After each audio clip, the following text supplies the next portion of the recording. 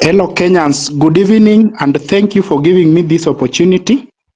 I really wanted to reiterate on the point that the five-star general, Dr. Miguna has explained, but now I'll be very brief. We should be very specific, as he has always said. Let us know what we want and go for it. We are actually past anything constitutional and legal process. Let us know that anything that requires to go back to consider a procedure of constitutionalism is not for us right now. Let us be on the street and let us go by Ruto must go now. Ruto must go, Ruto must go, Ruto must go. After having that as a word, then let us go by action. Let us occupy the streets.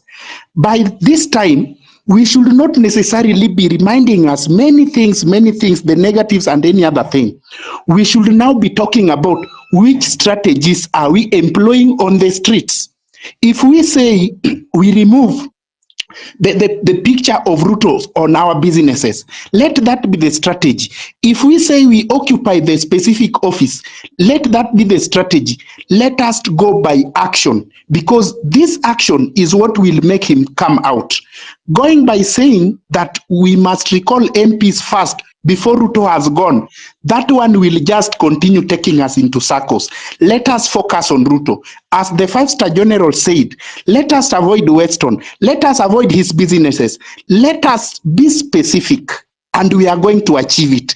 This is a spirit that is now running with us. It is a spirit. Let us go by this spirit. Thank you. I don't want to say much. Thank you. Thank you. And for the next speaker who is coming in, please, if you voted in Ruto as your president, remember and don't forget that, first of all of you guys who are in here, you are criminals. You never voted for him. What voted for him is the 2.6 billion worth of properties that you've spoiled. Brick and mortar made our president the man he is today. So please, Bin Adam, go. Okay, thank you so much. And I would like to start by condolences to all the fallen heroes. We're still together in love and in spirit. What I would like to say here is, after watching the interview, you could clearly see that this guy is still a liar and a person who don't want to admit to the mistakes.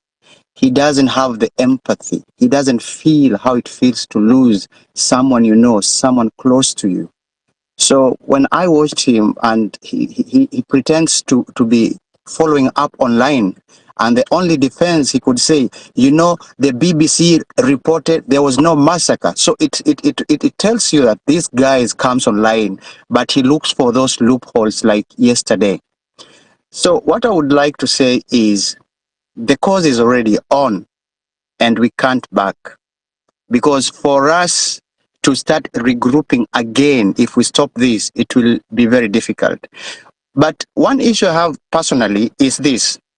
Like we say, maandamano, it's every Tuesday and every Thursday. And I think we are giving them a good time to regroup and replan and re-strategize. So that's just my opinion, so that others can try to look at my perspective. Because imagine, since there was maandamano last Thursday until tomorrow, these people have now good energy. The police have good energy to come to streets tomorrow. But if we make it consistent, like almost every day, we will exhaust them, because we know very clearly that the ratio of a policeman to the citizens, it's 1 to maybe 300.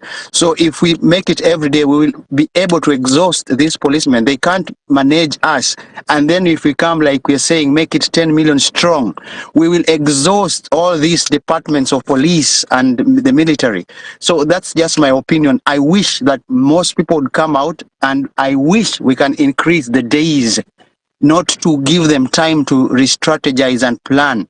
And I would like to ask Daktari, now since we know clearly right now that he's playing games with us when he say he doesn't sign, but I have understood from what I've heard, I'm not pretty sure, that if the bill stays along within 14 to 21 days, automatically it becomes a law. So which means we are fighting, but the thing is still cooking. So what's the best way we can do to make sure that we don't lose this, Daktari? Thank you.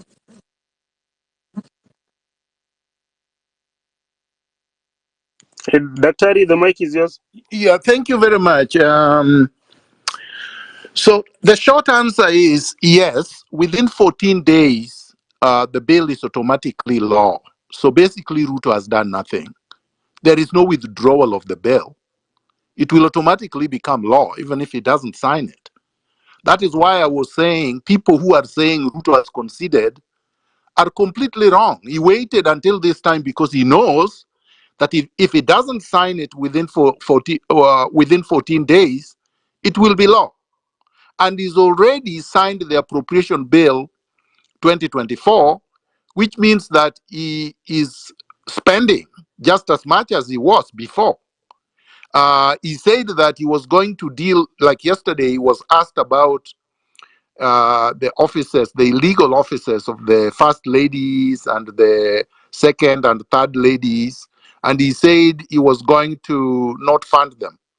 But in the appropriation bill that he signed, he allocated over 557 million to these officers. They are already receiving money as he was speaking, so he knew he was lying.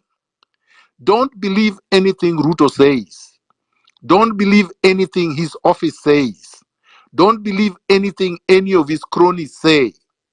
They are all just lying, and he's buying throughout history is to occupy all spaces. Make sure they can't move, make sure they can't execute, make sure they can't do anything. So that even if they took the money, they cannot spend it.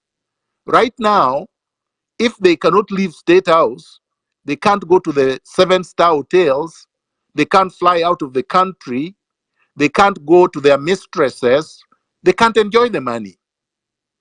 So eventually, they will just have to go. And if we are 1 million to 10 million strong, we can occupy everywhere, including where he is. And he would have to take that helicopter to Congo or to any other country that he deems he can seek exile in. But Ruto should have no free space to move, and his regime. Those who are thinking that this is something to be given to Rigiji should be reminded that Ruto must go includes the entire regime.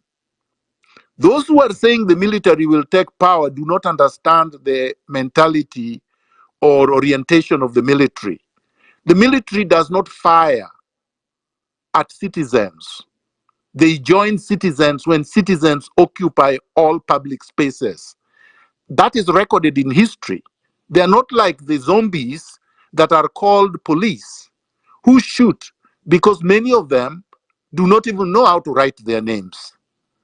And I am not saying this lightly because you have seen the robotic nature with which the police shot everyone who was not even threatening them.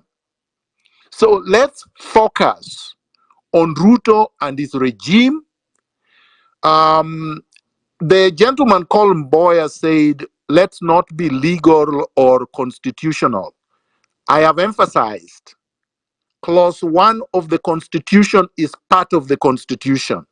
When you are occupying public spaces and saying Ruto must go, that is a constitutional exercise. When you are removing Ruto through clause 1, you are acting within the Constitution.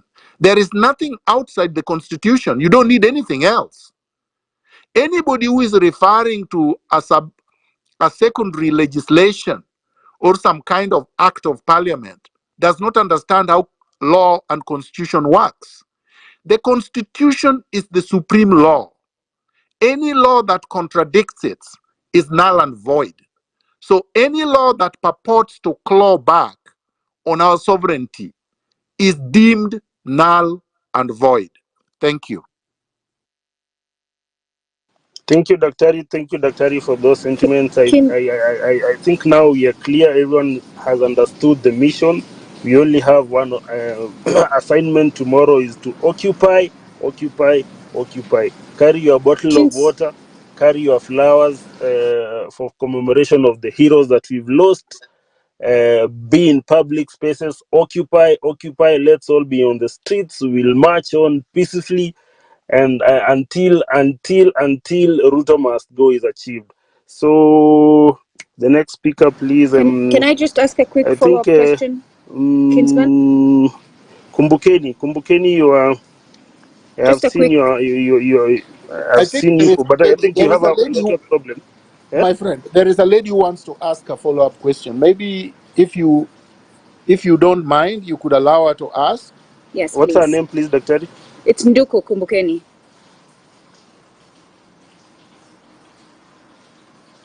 Can The I go ladies ahead? that are here, I'm seeing Achieng, I'm seeing It's me. ladies, if you're in the room, kindly raise your hand. She's saying her It's name is Kumbukeni. Nduku. Her It's name is Kumbukeni. Nduku. Mm. Kumbukeni is the handle. Kumbukeni, please. Asante. All right. So, But she seems to have a network problem because her nini has just been rotating. can you hear me? Kumbukeni, can you hear us?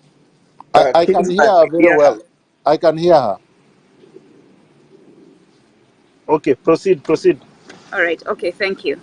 So, Dr. Miguna, because Ruto was very keen to keep repeating the rule of law, and this is something that these criminals who call themselves leaders do all the time so that they can justify deploying the military on the people. So, and you have said several times that the military will not shoot on the people if the people occupy. I look at the constitution, which is the rule of law that Ruto will use to defend his actions. And in one part, it gives the people the sovereign power, but right after it, it takes away the sovereign power from the people and gives it to the presidency. So could you please address that? Okay, so let me answer you, Nduku. The Constitution does not take power that it has given in Clause 1. Clause 1 is not negated in any part of the Constitution. The following provisions of the Constitution simply says that once the people have delegated power to someone like the president, they would exercise that power. The delegation happens at election time. But if the people believe, for instance, that the president has not done what he was elected to do, Clause 1 can always be triggered by the people.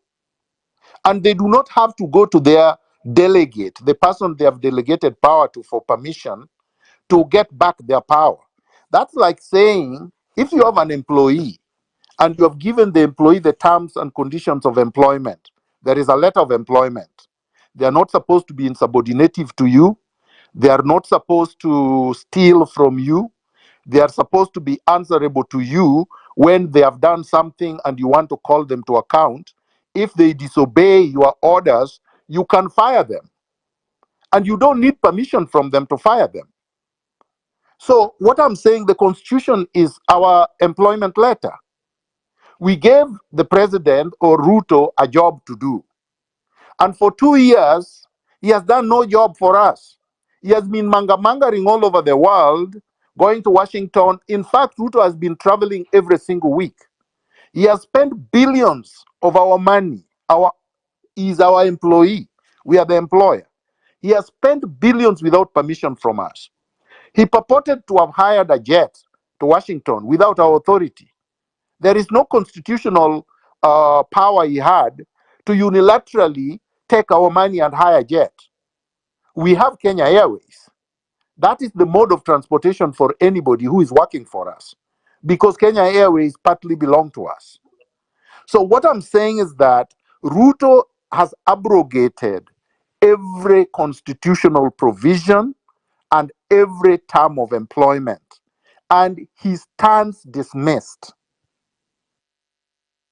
Would it, a quick one, sorry, Kinsman and Hillary, would it No, then but be, I think going back and forth is not useful. Once no, I've no, answered no, your question, I think we you should move have, on. you have Yeah. answered it, but I was going to ask as a follow-up of that, would it then be a wise choice for us to put together an indictment that lists everything that you did so that we're not just talking about it in rooms, but we actually have a document that is saying this is why we are calling you out. When Ruto was disobeying us, he did not come with a list. And when he was disobeying us, he already knew the terms of engagement. He knew that we did not need permission from him. We don't need a list to indict Ruto. Ruto stands indicted by his very acts. Yesterday, he sealed his fate by not even feeling sorry for families he has bereaved, for people he has caused pain to, for citizens that he has harmed and killed. And as far as I'm concerned, and many Kenyans have said this, Ruto is out of touch. Ruto is a cold-blooded murderer, and such people should be punished and not rewarded.